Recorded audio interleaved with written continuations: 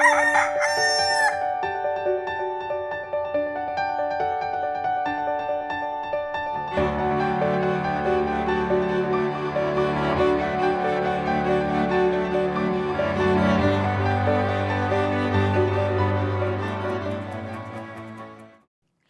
umaga po kapamilya ko po si Father J-Boy at tayo na po at magkape at pandasal. Nauuso na ngayon ang tinatawag na selfie bilang pagtukoy sa litrato mo na ikaw din ang kumuha gamit ang iyong mobile phone o anumang gadget. Pagkatapos, ina-upload ito sa iba't ibang social networks tulad ng Facebook at Instagram.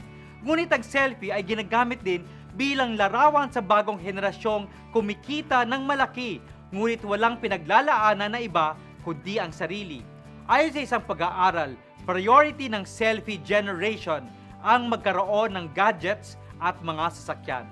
Ayon sa mga psikolohikal na pag-aaral sa mga iba't ibang pinuno, sinabi ni Manfred Ketz de Vries sa kanyang librong Leaders, Fools, and Impostors na ang mga pinunong narcissistic o selfie ay siyang umaabuso sa hawak nilang kapangyarihan.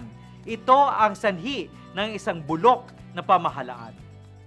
Sa panahong lantad na kung paano napakinabangan ng iba't ibang pinuno ng ating bansa ang pork barrel para sa kanilang sariling pagpapakayaman, mas nakikita nating mapanganib ang paglago ng selfie generation at mas lalong nakakatakot itong maging isang kultura yaong tanggap na natin.